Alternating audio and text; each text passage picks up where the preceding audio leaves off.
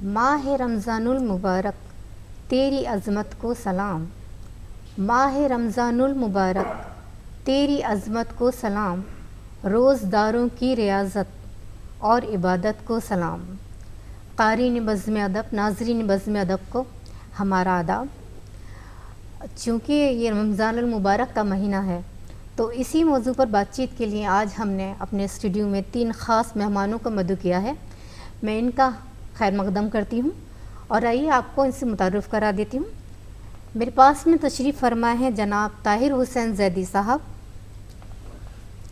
ان کے پاس تشریف فرما ہے جناب ظفر الحسن صاحب، اور ان کے پاس تشریف فرما ہے جناب ذیشان حیدر صاحب۔ تو دوستوں، رمضان المبارک شروع ہو چکے ہیں، شہر میں رونقیں بڑھ گئی ہیں، کہیں کھجور بک رہے ہیں، کہیں کچھ اور طرح طرح کے پکوانوں کی خوشبو ہے، افطار اور سحری کی دھوم ہے۔ اچھا، روزہ کہتے کسے ہیں؟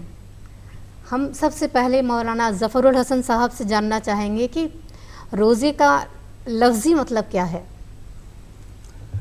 روزہ چونکہ یہ ایک فارسی لفظ ہے جی، اور یہ روز سے بنا ہوا ہے۔ اچھا البتہ اس کی عربک جو لفظ ہے وہ الصوم ہے۔ جی، الصوم کا مطلب ہے چپ رہنا، اچھا، یعنی یہاں معنی یہ ہے کہ ایک مقررہ وقت سے لے کر اور رات تلک اللہ کے حکم کے مطابق جن چیزوں سے اس نے منع کیا ہے جی اس سے رک جانا، جی، اور خاص شام کو ایک مخصوص وقت پر ان تمام چیزوں سے جس سے روکا گیا ہے اس کا استعمال کرنے کا نام روزہ ہے۔ اچھا، تو مولانا وہ کون کون سی چیزیں ہیں جن سے کہ روکا گیا ہے؟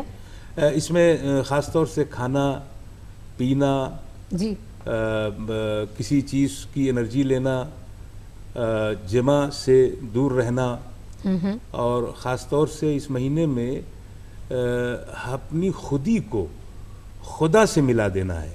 جی، یعنی روزے کی سب سے بڑی قدر و قیمت یہ ہے کہ ممکن ہے کہ نماز میں بندہ کسی ریا اور کسی دکھاوے میں شامل ہو سکتا ہے، یا حج میں یا اور دیگر عبادت میں، لیکن روزہ واحد وہ عبادت ہے کہ جس میں خدا بندے اور بندگی اور معبود کے بیچ کا ایک رشتہ ہے جو بہت ہی پاک رشتہ ہے اور بہت ہی اہم رشتہ ہے، اور اسی رشتے کی بنیاد پر روزہ دار خدا کا مہمان ہوتا ہے۔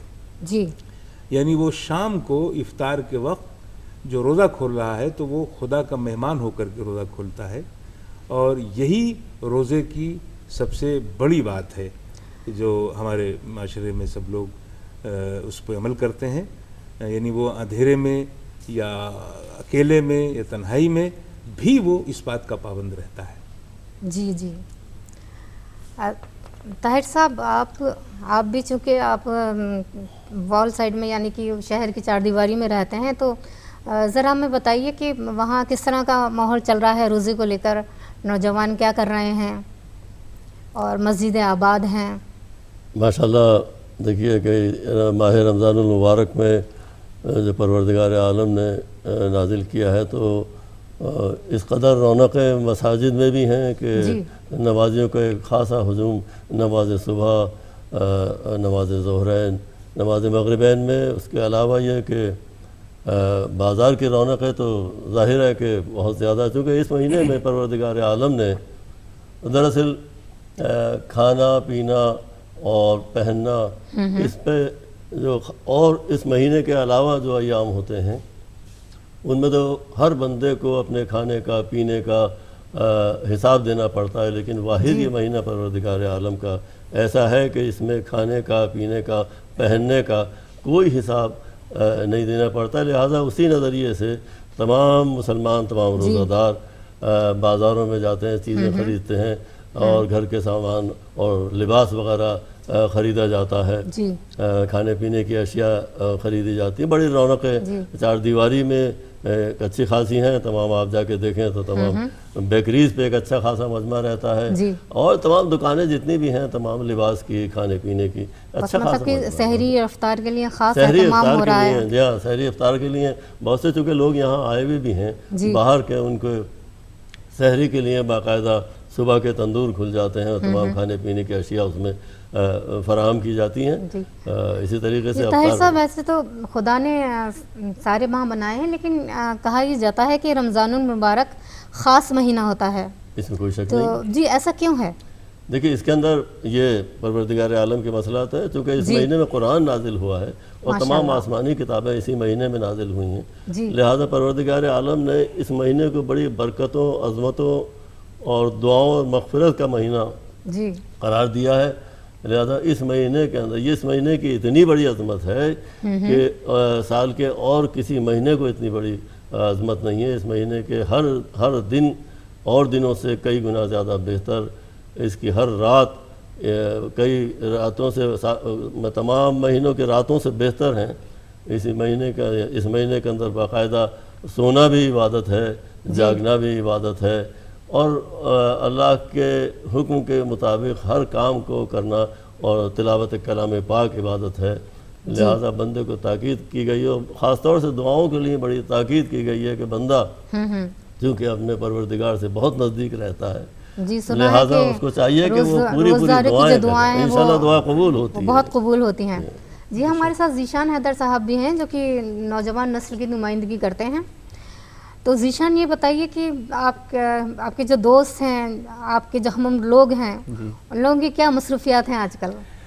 جیسا کہ ہم دیکھ سکتے ہیں آج کے اس دور میں ترقی یافتہ دور ہے جی، اور نوجوان آج کل اپنی جاب میں مصروف ہیں، کوئی اپنے بزنس میں مصروف ہیں. اس میں تو کوئی دور ہی نہیں ہے. جی، تو ایسے میں نوجوانی میں اگر انسان عبادت کرتا ہے اور روزے رکھتا ہے، تلاوت کرتا ہے، تو یہ اللہ کی نظر میں بڑی مقبول ہے. بے شک. کیونکہ آج کا یہ زمانہ ترقی یافتہ دور، مصروفیات ایسی ہیں کہ انسان ان چیزوں کو کرنے کے لیے تھوڑا وقت نکالنا مشکل ہوتا ہے، لیکن نکالنا نوجوان کے لیے بہت ضروری ہے یہ وقت. جی. تو آج کے زمانے میں نہ کہ نوجوان تلاوت قرآن پاک پڑھے، بلکہ اس کو بترجمے کے ساتھ اور سمجھ کر پڑھے اور اس پہ عمل بھی کرے. جی، آپ نے اس پر کچھ کہا بھی ہے تو میں چاہوں گی کہ آپ کچھ ارشاد فرمائیں اس پر. جی ہاں، میں کچھ عرض کرنا چاہتا ہوں، 2 شعر عرض کرنا چاہتا ہوں جناب امام حسن اور امام حسین کی شان میں. جی سماعت فرمائیے. وابستہ ہوں جہاں میں شہ مشرقین سے، وابستہ ہوں جہاں میں شہ مشرقین سے، کٹتی ہے زندگی بڑے آرام و چین سے، کٹتی ہے زندگی بڑے آرام و چین سے، سب کچھ اسی گھرانے کا صدقہ ہے دوستو، کھانا حسن سے ملتا ہے پانی حسین سے، کھانا حسن سے ملتا ہے پانی حسین سے. بہت خوب. اچھا، میں ظفر الحسن صاحب یہ پوچھنا چاہ رہی تھی کہ کیا امت محمدی سے پہلے بھی روزے فرض تھے؟ جی، دراصل روزہ آپ اگر غور کریں تو تقریباً جتنے بھی مذاہب ہیں، جی، جتنے بھی دھرم ہیں، ان سبھی مذہبوں اور دھرموں کا میرا اپنا عقیدہ ہے کہ کسی نہ کسی نبی سے ان کا تعلق ضرور رہا ہے. 1,24,000 نبی تشریف لائے. جی، ہر دھرم میں روزے ہی کی جیسی شکل، مثلا ہمارا ہندو بھائی اپواس کرتا ہے، جی، برت رکھتا ہے.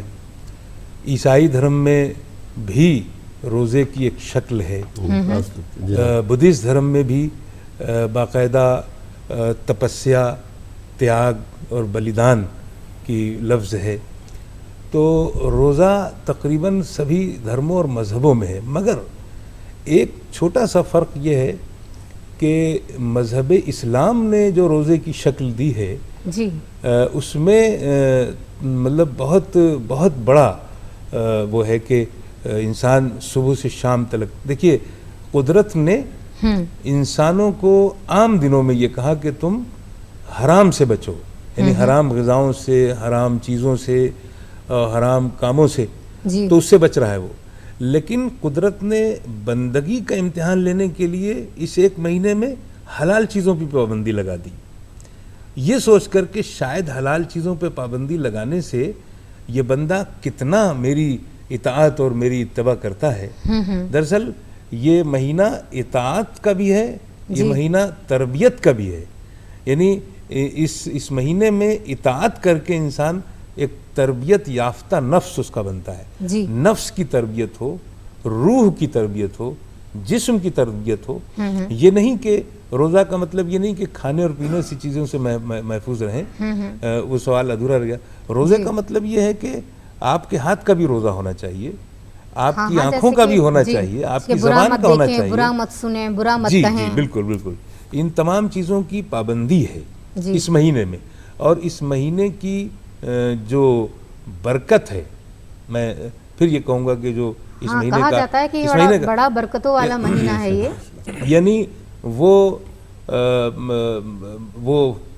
قرآن جو نازل ہوا ہمارے جی سرکار مدینہ حضرت محمد مصطفیٰ صلی اللہ علیہ وسلم پر، اس قرآن کو، وہ قرآن دنیا کی تمام کتابوں کی سردار ہے، اور اس کتاب کا لانے والا جو جبریل ہے وہ ملائکہ کا سردار ہے، اور وہ قرآن جس شخص پہ نازل ہوا ہے وہ تمام نبیوں کا سردار ہے. جی اور یہ قرآن جن امتوں کے لیے، جس امت کے لیے آیا ہے، وہ امت تمام امتوں کی سردار ہے. جی یہ فرق ہے روزے میں اور دیگر جو مذہبوں میں ہے.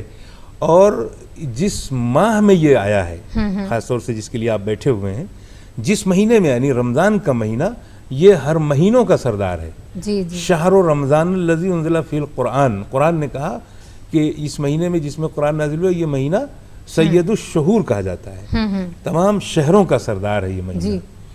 تو یہاں تو جس شہر میں آیا، مکہ اور مدینے میں، وہ مکہ اور مدینہ تمام شہروں کا سردار ہے، تمام جتنے بھی سٹیز ہیں، ہولی سٹیز ہے وہ. جی تو اس مہینے میں تو ساری کی ساری چیزیں سرداریت کی چل رہی ہیں. ہاں ہاں اور جب سرداری چل رہی ہے تو ہر عمل، دیکھیے ایک رات ایسی ہے اس مہینے میں جس کو لیلۃ القدر کہا جاتا ہے، جی شب قدر ہے، وہ 1000 مہینوں سے بہتر ہے. جی اور 1000 مہینوں سے جو رات بہتر ہو گئی، تو اس رات میں ہمیں ہر عمل یہ سوچ کے کرنا چاہیے کہ یہ ایک عمل ہمارا 1000 مہینوں کے برابر ہے. جی جی. اچھا طاہر صاحب، آپ ہمیں بتائیے کہ آج کل تو بڑا دور دورہ ہو گیا ہے افطار پارٹیوں کا، تو کیا یہ جو افطار پارٹیاں ہیں یہ ملک میں ہمیں قومی یکجہتی کا پیغام دیتی ہیں کیا؟ یقیناً. اور یکجہتی نہیں، دراصل اس کے لیے میں آپ کو عرض کر دوں کہ جی ہمارے سرور کائنات محمد مصطفیٰ صلی اللہ علیہ وسلم نے اپنے خطبہ شعبانیہ میں یہ بتایا تھا افطار کے لیے، جی جب آپ نے کہا کہ کسی روزہ دار کو افطار کراؤ، بڑا ثواب ہے اس کا، بہت ثواب ہے. کسی شخص نے آپ سے سوال کیا کہ یا رسول اللہ، اگر میرے کسی میں استطاعت اتنی نہیں ہے، اتنی وہ نہیں ہے کہ اس کے پاس کہ وہ افطار کرائے، تو آپ نے کہا کہ چاہے آدھی کھجور اور ایک گھونٹ پانی ہی کیوں نہ ہو، افطار کا بڑی عظمت ہے، بڑا ثواب ہے. لہذا افطار پارٹیاں مذہباً بھی، اخلاقاً بھی، اور سماجی اعتبار سے بھی، اور میں یوں کہوں گا کہ سیاسی اعتبار سے بھی بہت اہمیت رکھتی ہیں. بہرحال یہ بڑا ثواب ہے اس کا کسی کو افطار کرانا. یعنی کہ یہ ایک میل اور محبت کا ذریعہ بھی ہے. یقیناً اس کے شاید اندر آپ نے ابھی اخبار میں پڑھا بھی ہوگا کہ یہاں کی جو سینٹرل جیل ہے اس میں ہمارے جو ہندو بھائی ہیں وہ بھی روزے رکھ رہے ہیں. بے شک وہ اسی وجہ سے کہ جب افطار پارٹی میں ان کو بلایا جاتا ہے اور وہ ایک ساتھ بیٹھ کے قومی یکجہتی اور ایک بھائی چارے کا پیغام ان تک پہنچتا ہے، تو ظاہر ہے کہ اخوت و بھائی چارہ بڑھتا ہے. اور افطار کا ثواب بھی اس اعتبار سے بھی ہے، سماجی اعتبار سے بھی ہے، اخلاقی اعتبار سے بھی ہے. یہ افطار پارٹیاں بہت ہی اپنے آپ میں بڑی اہمیت کے حامل ہیں، اور اس میں ضرور ہونا چاہیے اس قسم کا. اور آپ دیکھیں گے کہ ابھی میں نے کچھ دن پہلے دوردرشن پہ یا کسی ٹی وی پروگرام پہ دیکھا تھا کہ یہاا کے جو مطلب شہر قاضی، ان کے ساتھ ایک اور بھی بیٹھے تھے جو جن کا تعلق اسلام سے نہیں تھا، لیکن انہوں نے کہا کہ میں نے چونکہ قاضی صاحب کو روزے رکھتے دیکھتا ہوں تو میں نے بھی آج روزہ رکھا ہے. ایسے بہت سے لوگ ہیں کہ جو روزہ رکھتے ہیں۔ بہرحال یہ کہ افطار کی بڑی اہمیت ہے، جی اور اس کا انعقاد، اس کا جو ہے وہ ارینجمنٹ کرنا چاہیے، اور اس میں بڑا ثواب بھی ہے ہر اعتبار سے۔ بے شک۔ اچھا مولانا، یہ ہمیں بتائیے کہ روزے کس عمر سے فرض ہیں؟ روزہ ہر بالغ و عاقل، جی یعنی 15 سال کی عمر کا بیٹا اور 9 سال عمر کی بچی پر روزہ فرض ہے، واجب عینی ہے، یعنی اس میں کہیں کسی قسم کا فرار نہیں ہو سکتا ہے۔ میں ذرا دوبارہ آپ سے پوچھنا چاہوں گی، جی۔ 15 سال کا بیٹا اور 9 سال کی بچی، تو لڑکیوں پر مطلب جلدی کیوں فرض ہے؟ اس لیے کہ وہ بچی 9 سال میں بالغ ہو جاتی ہے، اچھا، یعنی لفظ بالغ ہے جس کو معین کیا ہے شریعت نے۔ ممکن ہے کہ 15 سال میں بچہ بالغ نہیں ہو تو 16 میں ہو، جی یا بچی 9 سال میں نہیں بالغ ہو تو 10 میں ہو، 11 میں ہو۔ بہرحال وہ بالغ ہونے کی حالت میں اس پر واجب روزہ ہو جاتا ہے، نمازیں واجب ہو جاتی ہیں۔ وہ تکلیف شرعی کی لفظ ہے ہمارے ہاں، یعنی ہر شرعی تکلیف، ہر شرعی عمل اس پہ فرض ہو جاتا ہے، جی اس پہ واجب ہو جاتا ہے۔ اور لوگ آج بھی دیکھیے، سب سے بڑی بات یہ ہے کہ آپ نے سوال کیا ہے کہ اس عمر میں فرض ہوتا ہے۔ جی ہمارے یہاں ماشاءاللہ مسلمان بھائیوں میں وہ بالغ نہیں دیکھتے ہیں، بلکہ 5 سال کی عمر میں بچہ روزہ رکھتا ہے، 7 سال کی عمر میں بھی رکھتا ہے، 10 سال کی عمر میں بھی بچہ رکھتا ہے روزہ۔ جی یعنی روزے کا باقاعدہ اہتمام ہوتا ہے جی کہ مثلا گھر میں کوئی بچہ ہاں، بڑی خوشیاں روزہ منائی رکھا ہے تو جاتی اس کی ہیں، خوشیاں منائی جاتی ہیں، بدھاوے آئے اور جاتے ہیں ان بدھاوے کے، اور جی، عزیزوں اقارب کو بلایا جاتا ہے۔ جبکہ یہ رسم صرف ہندوستان میں ہی ہے، اور سعودی عرب وغیرہ میں تو یہ رسم ہے نہیں۔ ہاں، مگر یہ کہ اس کو رسم نہ کہا جائے بلکہ عبادت کا حوصلہ کہا جائے، اس میں ایک حوصلہ پیدا ہوا۔ اور یہ بزرگوں نے نہیں کہا بلکہ بچہ خود کہتا ہے کہ پاپا میں روزہ رکھوں گا، ماں میں روزہ رکھوں گا، اور مجھے روزہ رکھنا ہے۔ یہ اس مہینے کی سب سے بڑی دلکشی ہے، اس کو میں کہوں گا کہ یہ مہینہ کھینچتا ہے اپنی طرف جی کہ تم روحانیت کی طرف آؤ، تم عرفان حاصل کرو۔ اور اس لیے بھی کہ اس مہینے میں دیکھیے روزہ، ہم مسلسل کہہ رہے ہیں کہ روزہ روزہ، لیکن اس مہینے کی کچھ خصوصیت ہیں، کچھ خاص ایام بھی ہیں، وہ بھی ہمارے ناظرین کو معلوم ہونے چاہیے۔ مثلا جتنے صحیفے نازل ہوئے ہیں نبیوں پر، صحف الاولیٰ یا زبر الاولین، یہ دونوں لفظیں قرآن میں ہیں، یعنی 1,24,000 نبی تشریف لائے دنیا میں، تو ان پہ جو صحیفے نازل ہوئے ہیں، جو ضابطے، قانون اور کتابیں جو انسانی زندگی گزارنے کے لیے ہیں، وہ بھی اسی مہینے میں نازل ہوئی ہیں۔ صحف الآخرین، وہ بھی اسی میں، یعنی جو آخری نبی آئے ہیں ان پہ جو نازل ہوئی ہے۔ زبر الواسطین، جو بیچ میں نبی آئے ہیں ان کے لیے زبور اسی مہینے میں نازل ہوئی ہے۔ زبور 3 رمضان المبارک کو نازل ہوئی ہے، 13 کو زبور نازل، انجیل نازل ہوئی ہے، 18 کو توریت نازل ہوئی ہے، اور شب قدر میں ہمارے ہاں قرآن کا نزول ہے۔ یہ آسمانی 4 کتابیں ہیں۔ اس کے علاوہ میں ایک بات اور عرض کرنا چاہوں گا کہ اس مہینے میں خاص طور سے 10 رمضان المبارک، جو ام المومنین ملکۃ العرب حضرت خدیجۃ الکبریٰ کی وفات کی تاریخ ہے، جس سال انہوں نے انتقال فرمایا ہے، تو نبی نے اس کو عام الحزن کہا، یعنی غم کا سال کہا ہے۔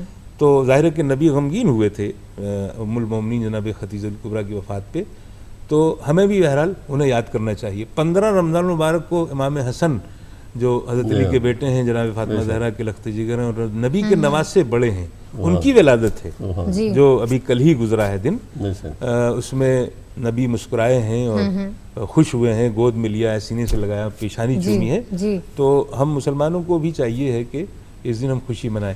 اس کے علاوہ 19، 20، 21 جو آتا ہے رمضان المبارک، وہ غم کا دن ہے، جس میں شیر خدا خیبر شکن حضرت علی کی شہادت واقع ہوئی ہے۔ 19 کو آپ زخمی ہوئے اور 20 کو آپ گھر میں رہے، اور 21 کو آپ کی شہادت واقع ہوئی ہے، اور نجف میں آج بھی ان کا مزار ہے جو عراق میں ہے، مرجع خلائق۔ اچھا ذیشان، آپ بتائیے، آپ کے دوست اور جو احباب ہیں ان سب لوگوں کی کیا مصروفیات ہیں آج کل؟ آفس تو خیر جاتے ہیں، روزہ رکھ کے آفس جانا پڑتا ہے۔ ہاں آفس تو جاتے ہی ہیں اور بھی دیگر کام ہوتے ہیں جو نوجوانوں کے سپرد ہیں آج کے زمانے میں دیکھا جائے تو، لیکن پھر بھی ان سب چیزوں کو دیکھتے ہوئے آج کے زمانے میں نوجوان بھی ان نماز کے لیے آمادہ ہے، قرآن تلاوت پاک بھی کرتا ہے، اور ماہ رمضان میں ہم دیکھیں تو ماشاءاللہ کافی نوجوان مسجد میں تشریف لاتے ہیں اور روزہ افطار کرتے ہیں، نماز پڑھتے ہیں، افطار کرتے ہیں، قرآن تلاوت پاک کرتے ہیں. بے شک. تو ان سب چیزوں کی مصروفیات ہوتے ہوئے بھی آج کے زمانے میں میں دیکھ رہا ہوں کہ نوجوانوں میں اس کا تھوڑا رخ آگے بڑھا ہے، مطلب جی. تو یہ سب چیزیں پروردگار کی نظر میں یہ نوجوانی میں جو عبادت کی جاتی ہے وہ زیادہ مقبول ہے، بشرط بزرگی میں بھی عبادت کی جاتی ہے، لیکن نوجوانی میں جو عبادت کی جاتی ہے خدا کی نظر میں زیادہ مقبول ہے. تو نوجوانوں کو یہ چاہیے کہ مطلب نوجوانی میں بھی عبادات کریں اور اللہ کے قریب رہیں. اچھا، جو نوجوان بیمار ہیں، روزہ نہیں رکھ پا رہے ہیں، ہاں اگر ان کے لیے اللہ کا کیا حکم ہے؟ اگر روزہ نہیں رکھ پا رہے ہیں، کسی وجہ سے بیمار ہیں تو قضا رکھ سکتے ہیں. اچھا. اگر رمضان میں نہیں رکھ پا رہے ہیں تو اگلے مہینے یا دوسرے مہینے جب بھی وہ ویل ہو جائیں، سوستھ ہو جائیں، جی جی تب رکھ سکتے ہیں آرام سے. طاہر صاحب، شاید بزرگوں کے لیے بھی ایسا کچھ حکم ہے خدا کا؟ دیکھیے کہ خاص کوئی عمر ہے، اس کے بعد اس میں استطاعت ہے، کیونکہ اس میں اسلام میں آپ تو جانتی ہیں کہ انہوں نے لکھا کہ لا اکراہ فی الدین، دین میں کوئی جبر نہیں ہے، یہ ایک دین فطرت ہے اور ایک پرکرتی یا جس کو کہتے ہیں نیچر کا ایک مذہب ہے. لہٰذا اس کے اندر عمر کے اعتبار سے اگر کوئی ضعیف ہے اور اس میں اتنی استطاعت نہیں ہے کہ وہ روزہ رکھ سکے کسی بھی اعتبار سے، تو ظاہر ہے کہ اس کے کفارہ اور اس کے قضا روزے کے جو بھی احکام شریعت میں ہیں وہ ان کو ادا کرنے پڑتے ہیں. مثلا یہ کہ اگر بیماری میں ہے تو اپنے خوراک کا نکالنا اور اس کے مختلف تمام وہ شرح اور اس کے پورے پیرامیٹرز ہیں. اس کا کچھ جواز بھی ہے کچھ روپے سے شاید، کہ اگر آپ بیمار ہیں، روزہ نہیں رکھ پا رہے ہیں تو 2 آدمیوں کا کھانا روز دیں. جی، وہ میں نے یہ عرض کیا کہ وہ اس میں اپنے غذا کے اعتبار سے 2 آدمیوں کا کھانا یا اس سے زیادہ جو بھی ہے، مقصد اس کے پیچھے جو سگنیفیکینس ہے، مقصد وہ یہی ہے کہ اگر آپ روزہ نہیں رکھ پا رہے ہیں کسی ایسے شرعی رکاوٹ کی وجہ سے یا آپ کے بیماری یا کسی اور وجہ سے کہ جو جائز ہے، اس میں اس کے لیے وہ یہ خوراک نکالنا، 2 آدمیوں کی خوراک نکالنا، کفارہ دینا، خیر و خیرات کرنا، اس کے پیچھے مقصد یہی ہے کہ وہ جو آپ دیں گے وہ کسی قریب تک پہنچے گا اور آپ اس کا جی رمضان مبارک میں زکوٰۃ کا بھی ایک مسئلہ ہوتا ہے، اور کیا یہ خدمت خلق کا بہترین ذریعہ ہو سکتی ہے زکوٰۃ؟ اس میں کوئی شک نہیں، اس میں کوئی شک نہیں. زکوٰۃ فرض ہے، اس کے مختلف ٹیبلز ہیں، اس کے تمام ہر مسلمان پہ فرض ہے، یہ ہر مسلمان پر فرض ہے، اور اس کے کچھ شرح ہے، یہ کچھ ٹیبل ہے، اس کے اعتبار سے وہ زکوٰۃ اسی اعتبار سے مثلا سونا یا غلہ یا جو ہوتا ہے اس پہ نکالی جاتی ہے. تو وہ نکالنی چاہیے، اور اس سے بڑے فوائد بھی ہیں، بہت زیادہ فائدے ہیں. سماجی اعتبار سے غرباء تک پہنچتا ہے، غریبوں تک پہنچتا ہے، کچھ تعلیمی ادارے ہیں ان تک پہنچتا ہے، جس سے کہ خاص طور سے قوم کے جو بچے تعلیم حاصل کر رہے ہیں، آگے بڑھ رہے ہیں، ان کو اس سے فائدہ ہوتا ہے. اس طریقے زکوٰۃ کے بہت فوائد ہیں، اور حقیقت میں منشا یہی ہے کہ یونیفارملٹی، یکسانگی اور ایک بھائی چارہ، اور غریبوں تک آپ کے دولت کی جو تفریق ہے، دولت کی جو تقسیم ہے، اس کا مقصد ہے کہ ہر مالدار یہ نہ سمجھ لے کہ جو دولت ہے وہ میری ہے، اس پہ اس کا کوئی حق نہیں ہے. جو بھی مال و دولت جو بھی اس کے پاس ہے سب اللہ کا ہے، اور اس اللہ کے اس کو دوسروں تک پہنچانا اس کا فرض ہے. آج کی تاریخ میں کسی کے پاس بھی اگر دولت ہے، سرمایہ ہے، وہ یہ نہیں کہہ سکتا یہ سرمایہ میرا ہے.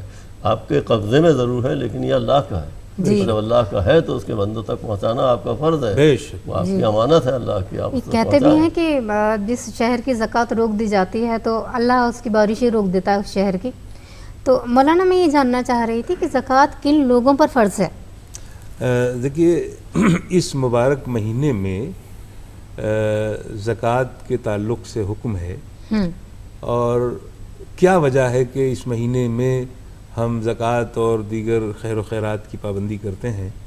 اس کا ریزن یہ ہے کہ روزہ رکھ کر کے ہر شخص چاہے وہ اہل ثروت ہو مالدار ہو اس کو یہ احساس ہو کہ مجھے بھوکے رہنے میں کسی بھوکے کا احساس ہو، پیاسا ہوں میں تو کسی پیاسے کا احساس ہو، تو اس کی کیسی زندگی ہوتی ہے.